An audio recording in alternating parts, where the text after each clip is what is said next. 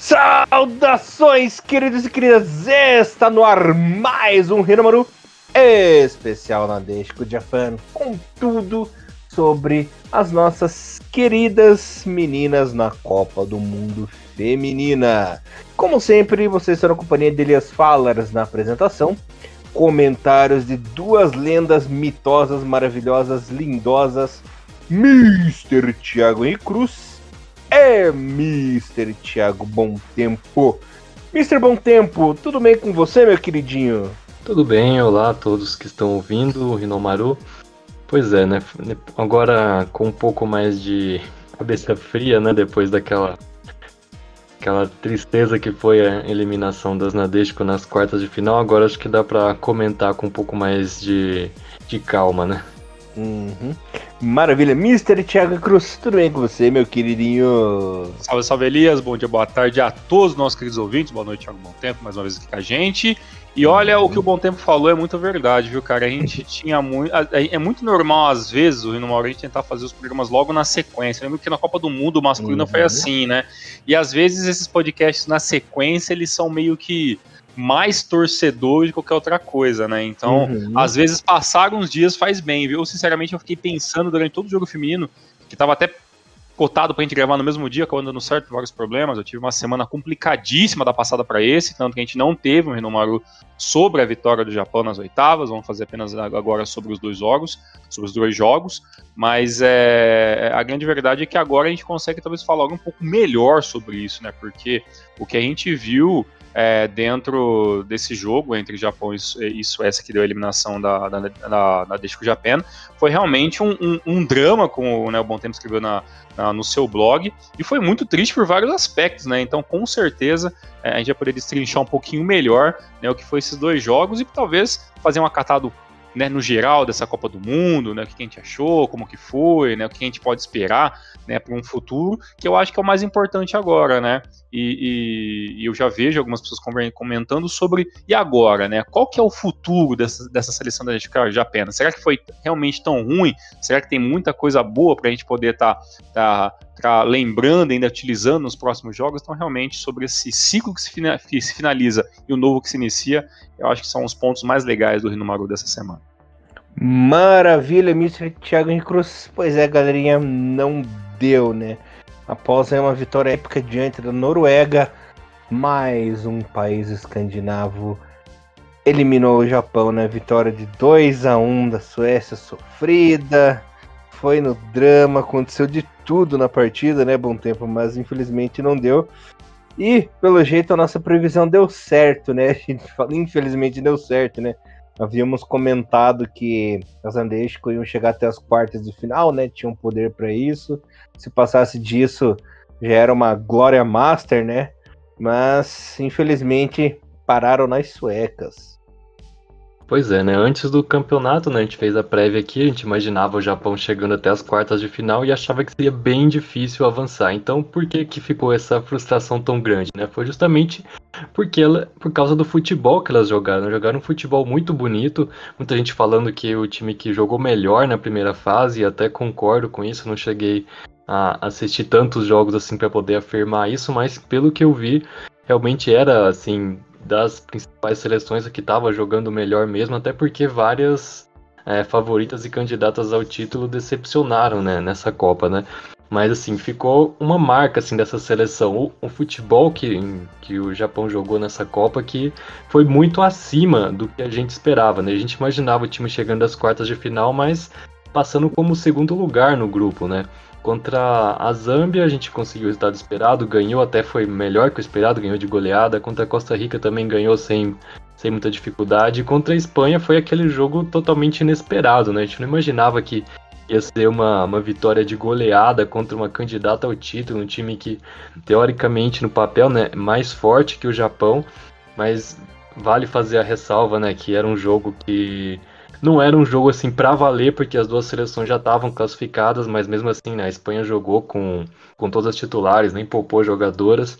Depois, né, contra a Noruega também, que era uma seleção já com tradição, né, que a gente estava até um pouco preocupado antes desse jogo também, mas que no fim das contas O Japão ganhou até sem tanta dificuldade, né, se impondo, jogando muito bem, até porque a Noruega também não fez assim uma primeira fase tão boa, né, tava jogando abaixo do esperado, né, é um time que coletivamente não estava tão bem. Então, nas quartas de final aí já não tinha mais jeito, né, ou era Estados Unidos ou era Suécia. Aliás, eu até gostaria que eu tava torcendo para o Japão jogar contra os Estados Unidos e não contra a Suécia, apesar dos Estados Unidos ter vindo como a principal favorita, né, principal candidata ao título, número 1 do ranking mundial. Era uma seleção que não jogou tão bem na primeira fase, né? Então eu achava que, pelo que os Estados Unidos estava jogando, acho que o Japão teria mais chance de ganhar delas nessa fase do que na Suécia. Até porque a Suécia também é uma... vale lembrar, né, que a Suécia é a terceiro lugar no ranking mundial, fez a segunda melhor campanha da Copa até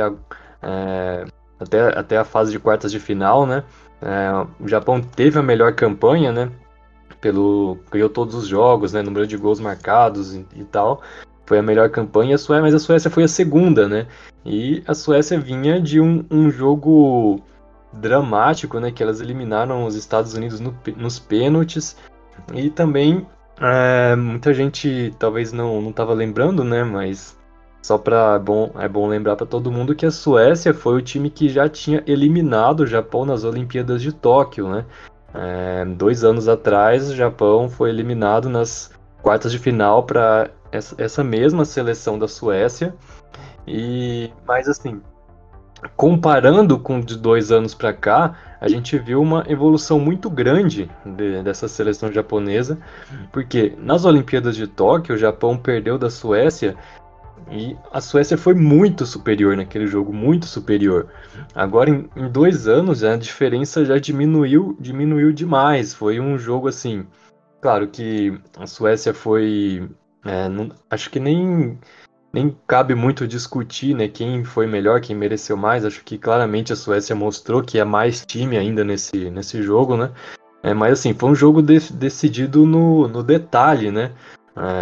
O Japão teve um pênalti que desperdiçou, teve uma falta cobrada lá no finalzinho, que a bola bateu no travessão, depois bateu nas costas da goleira, bateu na trave, rolou em cima da linha, não entrou. Aquele lance, você não acredita, né?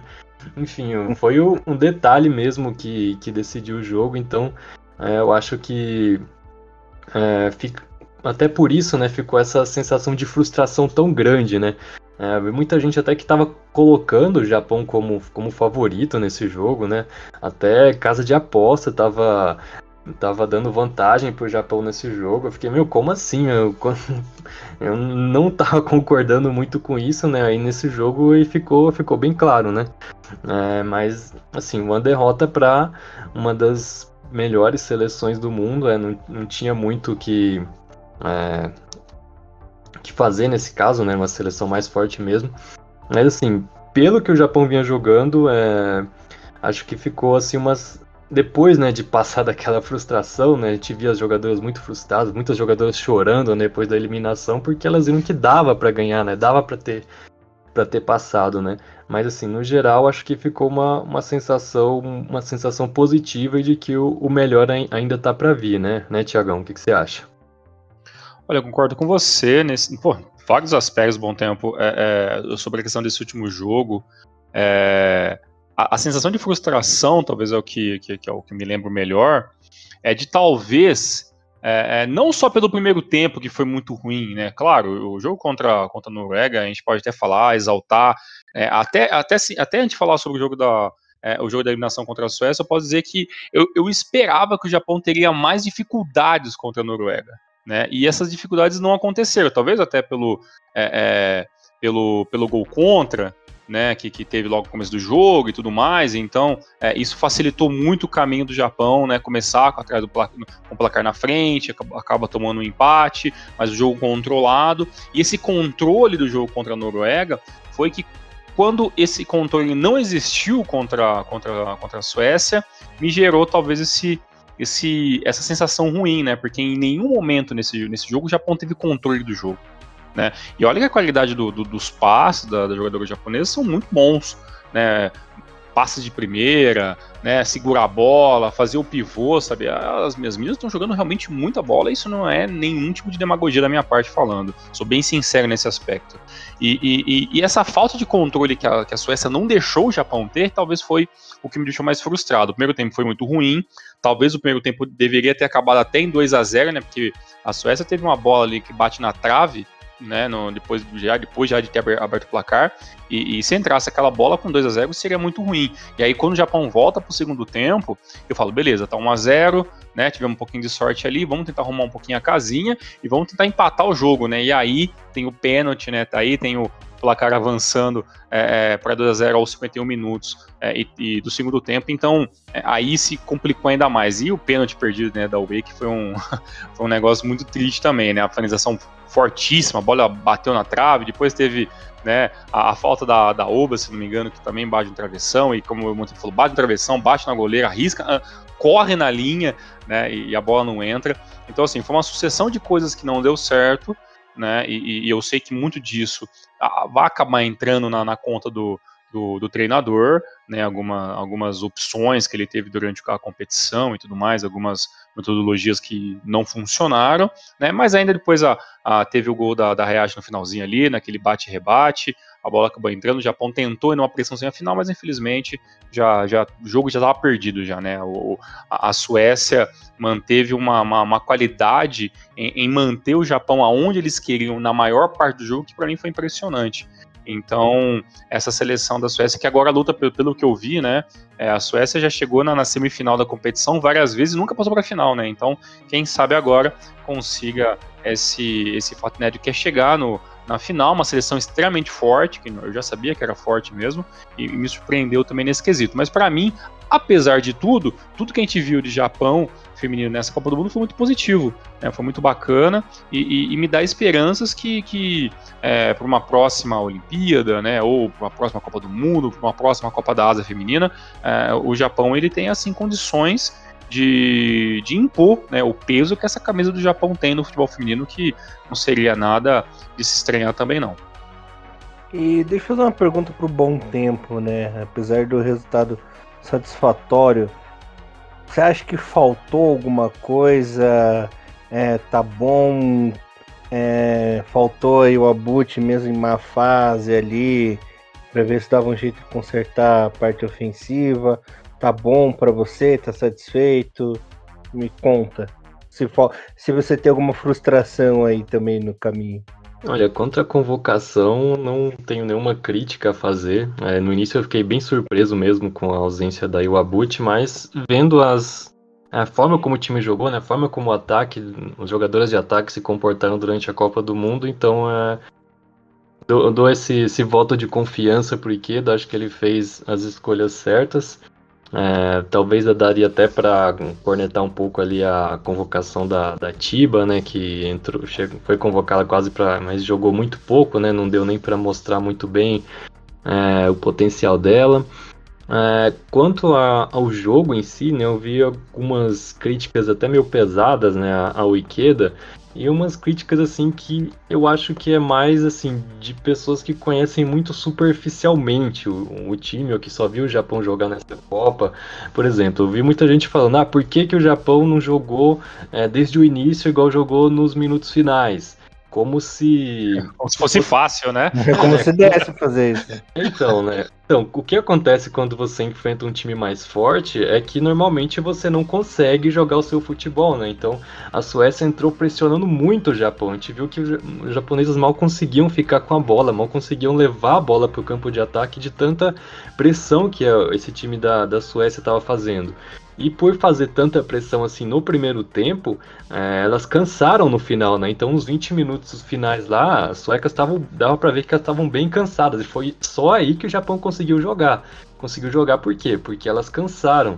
E elas poderiam ter resolvido, né? Como o Thiagão falou, poderiam ter resolvido esse jogo no primeiro tempo. Sorte que a Yamashita fez duas grandes defesas, né? Que impediram a Suécia já de decidir esse jogo rapidamente, né, manteve o Japão vivo no jogo pelo menos. E desde o início, né, a gente já sabia que o ponto forte desse time sueco por mais que eles não sejam assim um time muito técnico, é um futebol bem diferente, né, do estilo japonês, mas eles são fortes no jogo físico e nas bolas paradas. A gente sabia que tinha que tomar cuidado para não fazer muita falta, para não dar escanteio para elas, mas assim, não teve o que fazer porque os 2 gols vieram de bola parada, né? O primeiro de uma cobrança de falta, depois bola espirrada, marcaram no rebote, depois o segundo saiu de um escanteio, né? Bola desviada para trás e infelicidade de ter batido na mão lá da Fuka Nagano. Aliás, eu até vi muitos comentários de que não deveria ter sido marcado o pênalti, né? Porque a bola foi desviada e bateu na mão. Então, pela regra, aparentemente foi um erro, né, da arbitragem, e talvez até por isso que eles marcaram aquele pênalti para o Japão depois na sequência, né, do jogo.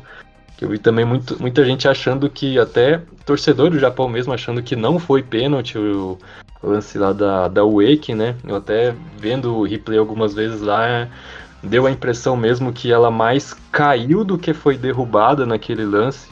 Então teria sido, talvez, né, mais para compensar, mas enfim, não deu certo, né? E uma coincidência... a coincidência que foi nas últimas 3 eliminações do Japão em torneios mundiais, sempre teve um lance muito parecido, igual foi nesse jogo, né? Bola bateu no braço, totalmente intencional, pênalti e o Japão eliminado. Aconteceu na Copa do Mundo de 2019, a bola bateu no braço da Kumagai no finalzinho do jogo, oitavas de final contra a Holanda, pênalti, o Japão foi eliminado. Foi aquela eliminação assim bem parecida com essa, né? Tomou o gol no finalzinho e os jogadores começaram a chorar, foi aquele drama todo. Nas Olimpíadas de Tóquio também foi a mesma coisa. Bola bateu no braço da Narumi Miura, volante até que não foi convocado agora, pênalti, e o Japão acabou eliminado pela essa mesma Suécia. Agora de novo, né? Bola no braço da Nagano, pênalti, o gol que acabou decretando a eliminação do Japão. Tinha uma outra coincidência, que eu vou voltar só por curiosidade mesmo, porque agora que já está eliminado não faz muita diferença, mas a gente acreditando que o Japão poderia ser campeão, que poderia ser um sinal, um bom presságio, né? Por quê? Porque a nossa jogadora mais velha, a capitã, a Kumagai, tem 32 anos, que é a mesma idade que a Sawa tinha em 2011, que era capitã do time também.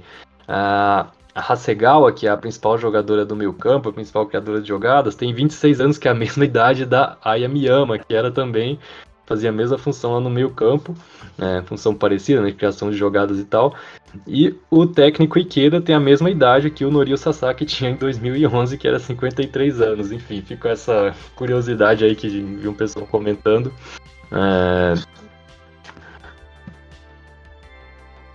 Cara, pouca superstição é pouco, né? Pra tanta... Sabe uma coisa que eu tava prestando atenção aqui, viu, Alex, antes de você continuar? Sobre essa questão do jogo, pra vocês verem a diferença, né, que foi o embate entre Noruega e Suécia. Eu fui ver aqui os dados, né? O Japão, no jogo inteiro contra a Noruega nas oitavas, teve 59% de posse de bola contra 41% da Noruega. Finalizou 15 vezes contra 7, né? E dessas 15 finalizações, 5 foram bolas defensáveis contra apenas 3 da Noruega. Contra a Suécia, né, foi 51% de posse de bola para a Suécia contra 49% do Japão. Né, a Suécia chutou mais, chutou 12 contra 11, e chutes corretos 6 contra 3. Só que aí quando você pega só os números isolados do primeiro tempo, no primeiro tempo, a Suécia teve 63% de posse de bola, com 37% do Japão, chutou 8 vezes, né, e o Japão nenhuma. Então, assim, só pela diferença que foi o primeiro tempo, dá pra você ver quão realmente era muito mais forte essa seleção da Suécia, muito mais preparada, muito mais opressora, né, contra o Japão, que teve que se segurar, e 1-0 se mostra ainda mais positivo, né, tendo que poderia ter sido um placar ainda maior, e o Japão ainda foi lutar, teve lá suas chances. Então, assim, não é terra arrasada, né, porque quando vem a eliminação eu vejo muito, primeiro a galera vai procurar os culpados, né, então o culpado foi a Kumagai, a culpada foi a juíza, que acho que pra mim a juíza, ela fez um trabalho ok, assim, não deu algumas faltas, porque realmente o futebol sueco ele é muito mais físico que o japonês, por motivos óbvios, né, mas não teve nenhum momento bizarro, né, e depois eu vi também que o culpado é o Ikeda, né, que o Ikeda, né, é o novo Okada, né, o Ikeda é não sei quem, então tipo assim, a gente tem que tentar ponderar é um novo Okada demais, né, então, enfim, a única coisa que eu acho interessante, talvez acho que é até mais importante pra gente pontuar, assim, claro, tudo aqui é muita especulação, né? Mas tirando algumas jogadoras que realmente imagino que o ciclo esteja terminando, por exemplo, da Kumagai, por exemplo, de outros nomes da seleção, e talvez não, talvez eu vi jogadoras da Copa do Mundo jogando com 38 anos, com 40 anos, então assim, a gente não sabe, né? Vai de pessoa para pessoa, mas dá para imaginar, tanto o Bom Tempo quanto Elias, que a base dessa seleção é a seleção que a gente vai ver com muita frequência ainda, ou talvez já vai se começar em um desmanche total dessa seleção e vai recomeçar realmente um novo ciclo meio que do zero. Qual que é a opinião de vocês sobre isso aí? Não, esse ciclo tá só começando, né? Essa seleção japonesa, ela tem é o time com a menor média de idade entre todas as seleções que passaram da fase de grupos. Eu até já comentei bastante antes sobre isso, falando que esse time ainda não atingiu seu potencial. Até antes da Copa mesmo, eu já imaginava que quando a gente projetou, né, que ia chegar até as quartas de final, a gente já pensava, quem sabe na próxima Copa pode ser que esse time já chegue com, talvez com um candidato ao título, talvez com uma pretensão mais realista de ir mais longe nessa Copa, porque apenas 24 anos de média de idade, né, é um time muito jovem. Se você vê a idade, né, das jogadoras, até as titulares mesmo, a maioria é muito jovem ainda. Então dá para imaginar que esse time vai tá só começando o ciclo, né? Tanto que eu acho que eu não vi nem, por mais que algumas decisões do Ikeda foram questionadas, né, nessa eliminação, acho que ainda tem muito crédito, né, para continuar esse trabalho. E aliás, outra crítica, né, que eu ouvi falando sobre ele nesse jogo é que ele fez uma mudança, né, na escalação. Ele repetiu 10 titulares do jogo contra a Noruega, mas teve uma mudança ali que foi na ala esquerda. Entrou a Rina Sugita, aliás, muita gente falando errado o nome dela, né, falando Sugita, sendo que é Sugita, né, o certo? E botou a Jun Endo no banco, né? O povo não viu o teu vídeo, né? A Endo, que vinha sendo uma das melhores jogadoras, né, do Japão na primeira fase, e muita gente ficou perguntando, por que tirou a Endo nesse jogo, né? E a gente viu a Suécia amassando o Japão justamente por aquele lado que ela jogava, né, no primeiro tempo, e a Sugita não estava dando conta, né, da marcação por aquele lado, e o Ikeda foi criticado por isso, mas na minha visão, pelo menos, se a Endo tivesse jogado desde o início, eu acho que teria sido muito pior e a Suécia ia deitar e rolar muito mais por aquele lado. Por quê? Porque a Endo, ela não é uma lateral de origem, né? Ela é uma ponta, praticamente uma atacante. Ela tem característica de atacar, de drible, de partir para cima, é aquela jogadora que tem o individual, né, como característica, e ela não é muito boa na marcação. Então, se você pega uma jogadora assim e colocar para jogar como ala, a chance de dar ruim é muito grande. Eu até lembrei de quando o Moriyasu colocou o Japão para jogar com 3 zagueiros na Copa do Mundo e botou o Mitoma lá para jogar na ala esquerda, e muitas vezes fechava na defesa de 5, o Mitoma ficava como lateral esquerdo, né?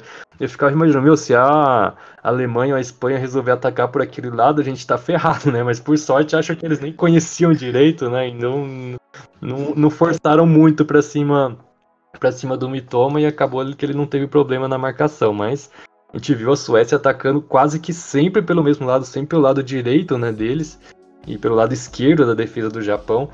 Então a Sugita, ela também não é lateral de origem, né? Ela é mais uma meio-campista, uma jogadora mais que arma o time, tem mais o passe, visão de jogo como característica. Ela também não é tanto assim uma marcadora, mas ela já jogou muito como volante, principalmente no ciclo anterior da da Sako Takakura. Então ela tá um pouco mais acostumada com marcação, né? Não foi suficiente, né, como a gente viu, né? Tanto que ela saiu no intervalo, mas assim, você tinha duas opções, ou a Endo, que é terrível na marcação, ou a Sugita, que é razoável na marcação. Infelizmente não tinha uma lateral esquerda assim para ser convocada para jogar nessa função. Então acho que nem era um problema muito de convocação, né, nesse caso. Até talvez daria para, sei lá, tentar uma improvisação, botar a Shimizu na lateral direita, quer dizer, na ala esquerda, né, e a reserva dela, a Moriya, poderia ter sido titular, mas aí também acho que já seria inventar demais, se não desse certo também, ele ia ser mais criticado ainda. Eu acho que ele foi para a opção mais segura, mais razoável, né? Tanto que no segundo tempo, né, quando a Endo entrou, né, já depois do intervalo, a Suécia continuou atacando e logo no primeiro minuto teve uma chance bem naquele lado, nas costas dela, e foi naquele lance que a Yamashita fez uma grande defesa e depois teve o escanteio que saiu o segundo gol. E depois disso, depois do segundo gol, né, então a Suécia já não baixou um pouco assim e não forçou mais tanto por aquele lado. Então, pelo menos dessa crítica aí, eu acho que seria um pouco injusto, né, para criticar o Ikeda. Mais ou menos comparando assim com a seleção masculina, eram as mesmas críticas que o pessoal dava no Moriyasu pro Daisen Maeda, né? Essas devidas proporções da Copa. O bairrista já deu o pitaco dele. Já, né? dá o pitaco. Uma coisa que eu tava vendo que eu achei bem interessante é que parece que essa Copa do Mundo feminina, ela começou a chamar mais atenção, né, de um certo público, de uma galera mais engajada em futebol, que gosta de ver, de não conhecer, e começou a gostar de futebol feminino, ou já gostava um pouco mais, e acho que uma das boas coisas que essa Copa do Mundo vai deixar é que talvez a próxima, as próximas competições, cara, deixa que o Japão for jogar, vai ter talvez um público maior ainda, a galera até cornetando mais certas convocações, coisa que a gente não viu muito nessa convocação, né? Tirando ali o corte, né, da Mana ali e tal, a gente não viu muito burburinho da galera falando, faltou essa, não deixou eu levar essa, por que não foi essa e tudo mais. Eu acho que talvez até esse interesse maior que gerou a Copa do Mundo Feminina 2023, com certeza vai aumentar esse fandom também de galera que torce, que vai olhar um pouquinho mais de perto e vai lembrar, né? Futebol feminino japonês, basicamente você vê quase tudo no YouTube, né? Então, de graça, só ver os times, os jogos, os horários aí, os jogos com a maioria gravados nos canais do YouTube da federação e tudo mais. Então, é muito prático e muito fácil da galera ter acesso e espero que isso definitivamente aconteça. Mas, Elias, nem tudo é tristeza para o futebol asiático, né? Já que ainda temos uma seleção e ainda claramente uma seleção que o senhor também tem um certo carinho e tudo mais, então teremos para quem torcer ainda nessa Copa do Mundo, Elias? Exato, quem não torce é só o nosso querido Bruno Mioto, né? É verdade, esse é o hater de tudo, mano. As nossas Matildas estão aí vivas, donas da casa na Copa do Mundo Feminina, estão aí firmes e fortes na semifinal. Vai ser um jogo muito difícil, né, Tiagão? Vai enfrentar a Inglaterra, que está em excelente fase, hein? Lembrando que o jogo da Austrália e Inglaterra será na quarta-feira, né? Exato. E o jogo, lembrando que estamos gravando aí na segunda-feira, e o jogo da Espanha e Suécia já é na terça, né? Quando esse programa entrar no ar aí, nós já teremos pelo menos um dos resultados, já teremos uma finalista. O pessoal lá na Austrália tá bem feliz, tá empolgado, porque pelo menos já garantiu uma vaguinha entre as 4 melhores seleções do campeonato, né, Tiagão? No mínimo já termina em quarto lugar, já é uma campanha ótima aí para as Matildas que, fora o Japão, também estão crescendo e muito, né, aí no futebol feminino, criando forças. As jogadoras, assim como na seleção masculina, jogam bastante lá na Europa também, né? Um time bem parecido naquela velho bom jogo australiano, né? Chegando a força física e tudo mais, e não fizeram feio, né? Lembrando que o caminho da Austrália começou nas oitavas de final, que derrotou a Dinamarca por 2-0. um jogo dramático, né? Derrotou uma das favoritas da Copa aí, a França, nos pênaltis por 7-6, que inclusive foi suado essa partida, e agora enfrenta a Inglaterra. Deixa eu abrir aqui o último tópico do programa pra gente encerrar, que é aquele famoso palpitômetro, né? Nosso chutômetro aí pra ver quem avança. Eu gostaria muito, no mundo ideal, no mundo perfeito, de ver uma final, apesar da Suécia ter eliminado o Japão, uma final entre Austrália e Suécia, né? Não sei se isso vai acontecer, mas seria ótimo, que pelo menos a Austrália, no mínimo, garantiria aí o vice-campeonato, mas o meu maior sonho da vida é que a Austrália ganhe essa Copa, né? Para encerrar aí com uma chave de ouro para as nossas queridas Matildas, né? Vou começar com o Bom Tempo. O que você acha, Bom Tempo? O que vai dar aí desses jogos? Bem, né, desde o início eu já estava imaginando uma final entre Inglaterra e Suécia, mas é claro, né, a torcida tá pela Austrália, né, seria sensacional se a Austrália ganhasse, e se a Espanha conseguisse chegar na final ou ganhasse, ia ser uma ironia muito grande, né, pelo menos o Japão ia falar, carimbamos essa taça aí com 4-0. Tem essa aí, ó. Eu já vou dar meus palpites aqui. Por um momento, eu até ia falar assim, eu acho que no mundo ideal, né, com realmente a Austrália e Suécia seria uma final muito bacana de ver. Eu até acho que a Suécia é um time mais letal na cara do gol, né? Tudo bem que nas oitavas de final a Espanha foi lá e atropelou a Suíça também, né? 5-1 e tudo mais, mas ainda eu pelo menos pelos jogos que eu consegui assistir bastante jogos da Copa do Mundo Feminina, assisti jogos tanto de Suécia quanto de Espanha, Austrália, Inglaterra e tudo mais. Então, eu ainda acho que a Suécia tem um pouquinho mais de vantagem para chegar nessa final, mas se der uma Espanha também não vai achar nada ruim, são duas seleções que merecem estar nessa posição. E do outro lado, aí vai ser muito irônico, né, Elias? Porque a Inglaterra já tem um histórico de ser uma seleção que acaba... exatamente, eu não ia usar esse termo que você usa, mas assim, a Inglaterra tem esse termo de ser essa seleção, sabe, que, nossa, quando acha que vai chegar, nunca chega, né? Então é o famoso quase. Então, com certeza vou estar na torcida aí pela seleção da Austrália, é um jogo que mais fácil a gente poder estar assistindo, já é de manhã cedo, lembrando que os jogos acabaram de madrugada, teoricamente, né?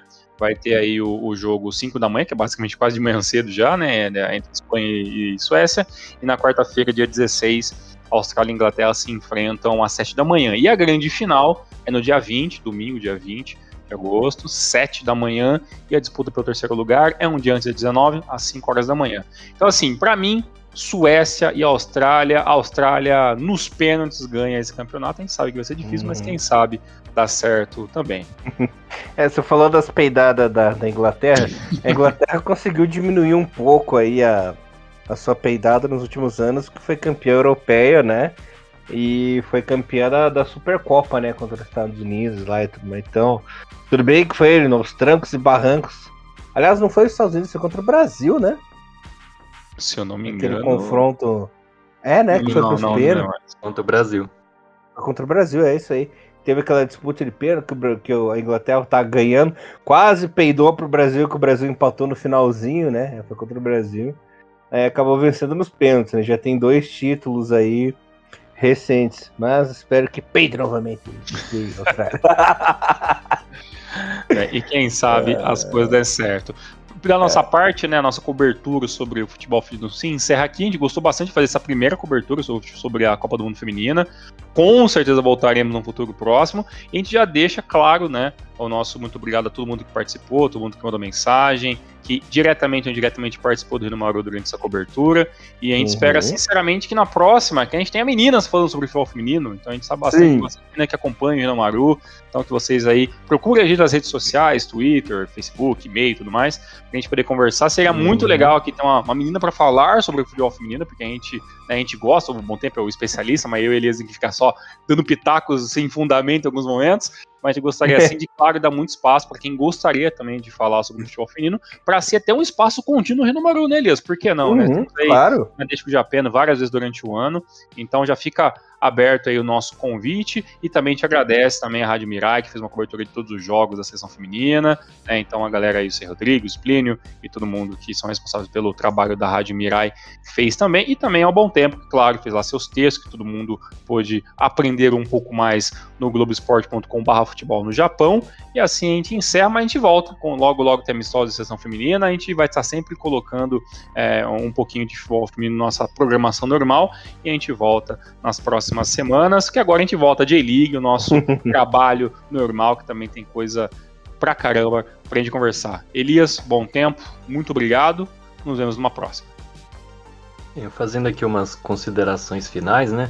Acho que não pode deixar de mencionar também a Miyazawa, né? Que, pelo menos até o momento da gravação desse programa, ainda é artilheira da Copa. Verdade. Quem sabe, né? Vai que ela termina aí com esse título individual, pelo menos.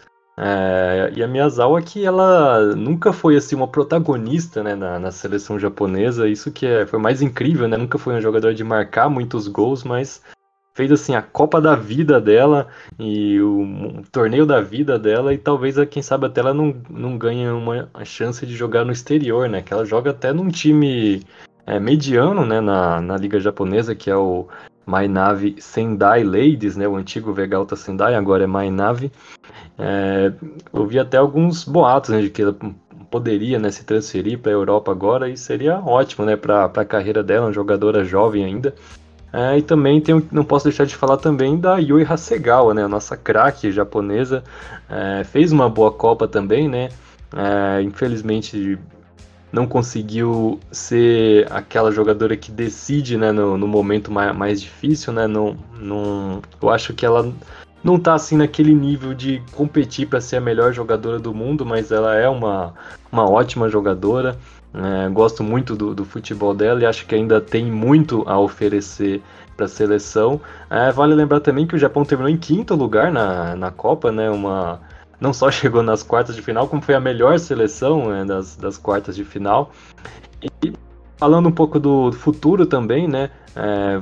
Vou destacar aqui algumas jogadoras que, para você ficar de olho, né, de agora em diante, que acho que vão se tornar assim uns pilares, né, do futebol feminino. Claro, em primeiro lugar, né, a Oba Fujino, né, já apenas com 19 anos e já titular, né, e uma dos destaques desse time do Japão. Acho que ela está em um nível mais alto até que a Miyazawa, em questão de importância para o time, porque ela é aquela jogadora que sempre aparece para as jogadas, que sempre tenta algo, está sempre participando de tudo, né? Então acho que o time tem que ser construído ao redor dela, que ela vai ser aquela jogadora que vai levar o time para frente. E assim como ela também tem a Maika Hamano, com também a mesma idade, 19 anos, até uns pouquinho mais jovem, a mais jovem desse elenco do Japão. E a Hamano, ela é uma jogadora que eu vejo até com mais potencial do que a Fujino. Inclusive ela foi a grande destaque, né, da seleção sub-20, que foi vice-campeã mundial ano passado. Infelizmente, né, ela quase não jogou nessa Copa, né? Ela sofreu uma lesão no ombro, né, na véspera da estreia, acabou não jogando na primeira fase. Depois da primeira fase, ela voltou a participar dos treinos. A gente até achava que ela podia ganhar alguns minutos contra a Noruega, acabou não ganhando. E um pouquinho antes do jogo contra a Suécia, ela sentiu de novo uma dor no mesmo ombro, né, que tinha machucado. Depois até chegou a participar do último treino, mas claramente, né, deu pra ver que ela não estava 100%. Jogou lá uns minutinhos no finalzinho do jogo contra a Suécia, mas não conseguiu fazer milagre, né?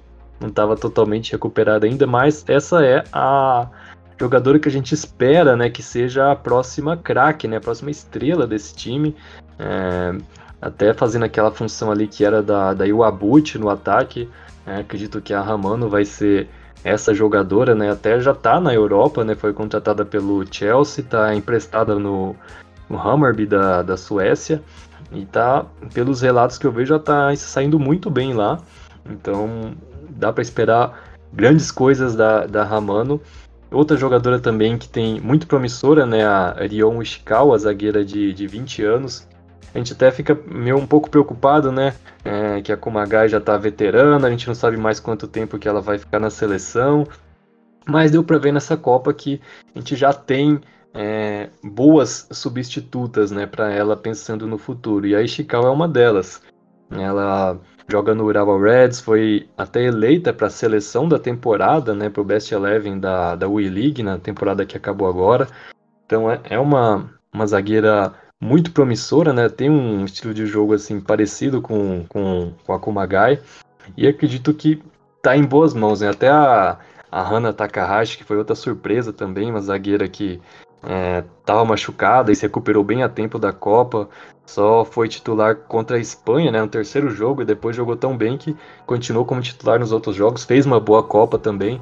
Então a zaga é uma posição assim que a gente ficava meio preocupada, né, que tirando a Kumagai e a Minami, que são titulares absolutos, a gente não tinha assim muitas opções, né, mas agora já estão surgindo opções, então uma preocupação a menos. E também tem muitas outras jogadoras jovens, mais jovens ainda, que estão surgindo e que podem ganhar espaço nessa seleção no futuro, né? Até separei 2 nomes aqui que eu achei bem interessante. Um deles é a Momoko Tanikawa, que tem 18 anos, joga na JFA Academy Fukushima. Ela foi a jogadora que mais me chamou a atenção na última Copa do Mundo Sub-17. Foi assim, me surpreendeu muito as atuações dela, então acho que logo ela já pode ganhar chances aí na seleção também.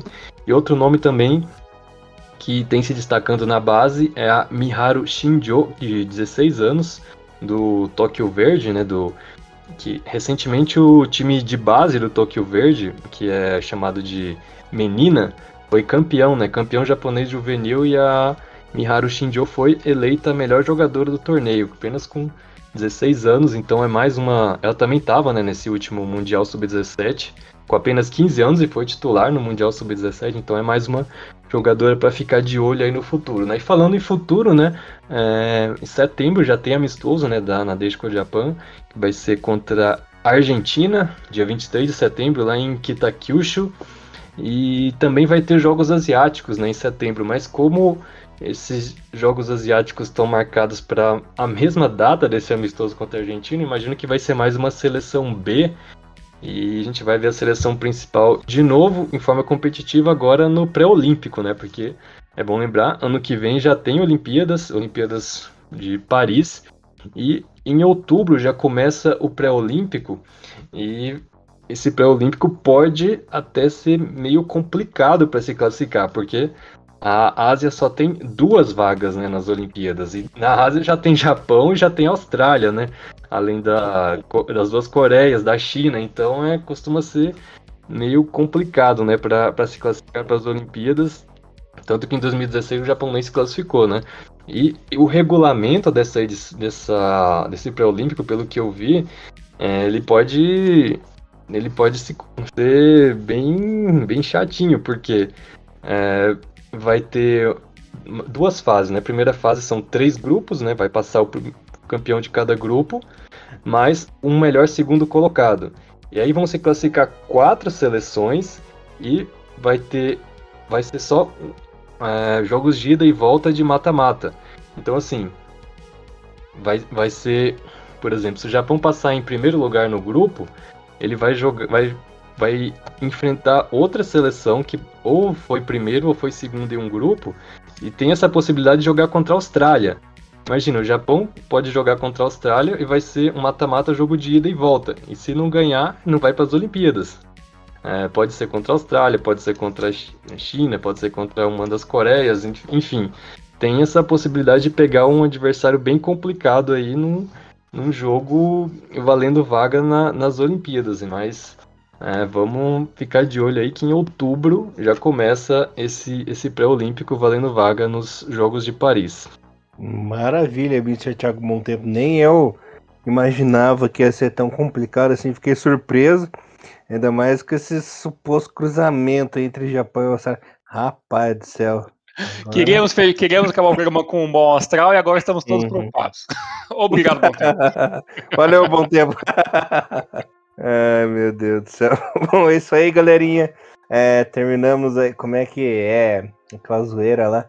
Terminamos o programa com essa notícia impactante, né? Força, garotas, vai dar tudo certo. Vamos lá, meninada, vai dar boa. Como é que fala? Como é que o Petkovic falou lá? Relaxa, galera. Depois da Copa 2014 tudo vai melhorar, né? Tudo. Confia. Eu confio. Ai, galerinha, muito obrigado. Até semana que vem. E Hiromaru levando o melhor futebol japonês pra vocês. Valeu, galerinha. Até semana que vem. Valeu, forte abraço. Tchau, tchau. Sayonara.